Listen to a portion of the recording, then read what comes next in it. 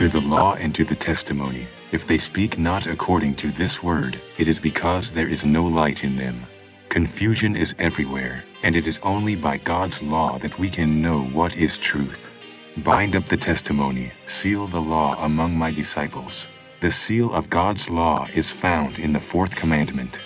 The Sabbath commandment is the only commandment of all 10 that gives God's name, Lord, His title, Creator, and His territory, heaven and earth, the sea and all that in them is. This is the only commandment that reveals who gave the law. When the Roman Church power changed the Sabbath, they took God's seal from the law.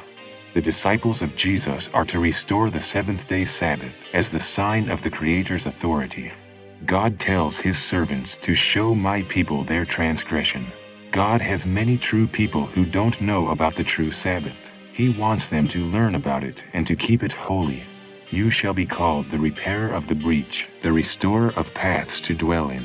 The time has come for God's people to restore the breach that was made in the law of God when the Roman power changed the Sabbath to Sunday. If you turn away your foot from the Sabbath, from doing your pleasure on my holy day, and call the Sabbath a delight, the holy of the Lord, honorable, and shall honor Him, not doing your own ways, nor finding your own pleasure, nor speaking your own words, then shall you delight yourself in the Lord, for the mouth of the Lord has spoken it. Blessed is the man that keepeth the Sabbath from polluting it, and taketh hold of my covenant. Sabbath keeping is the sign that we have entered into a covenant of salvation with God.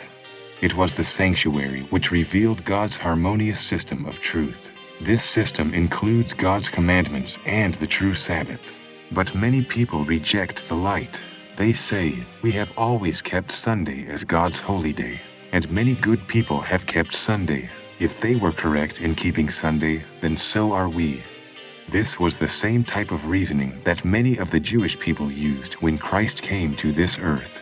Many of them refused to walk in God's advancing light, so they rejected Jesus, their own Messiah. And in the time of Martin Luther, many members of the Roman Church said that true Christians had died as members of the Roman Church, and that the faith of Rome was good enough for salvation, so they refused the light that God sent through Martin Luther. So it is today. Many claim that the Church has kept Sunday for many centuries, so it must be the true Sabbath. But just because an error has been defended by men for many centuries does not make it truth. God's truth is still truth, even if very few people accept it.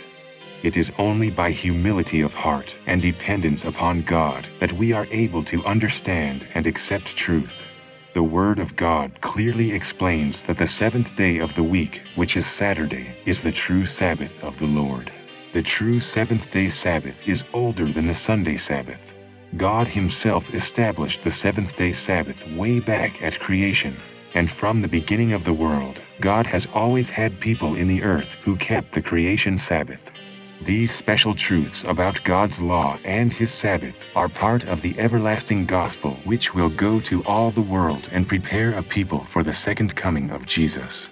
It was the sanctuary system that revealed that 1844 was the beginning of the judgment, and that prophecy does not give a date for Christ's second coming. People who set dates for the second coming of Jesus make a great mistake. The date they set passes, and many lose hope and faith.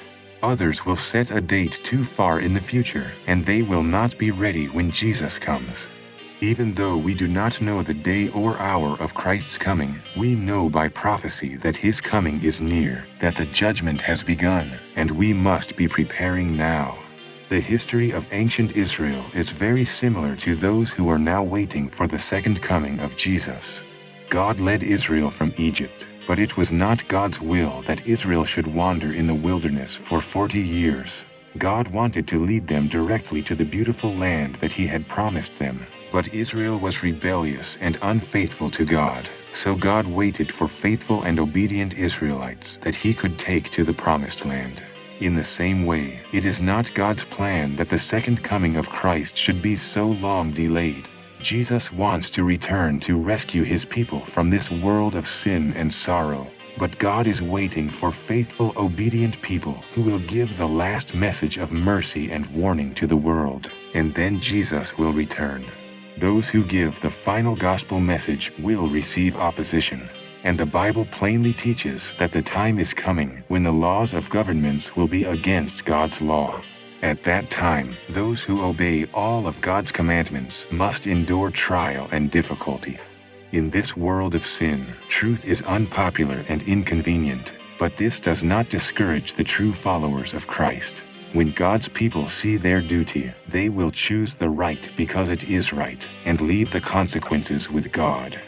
The great reform movements of the past were led by brave men of principle and faith.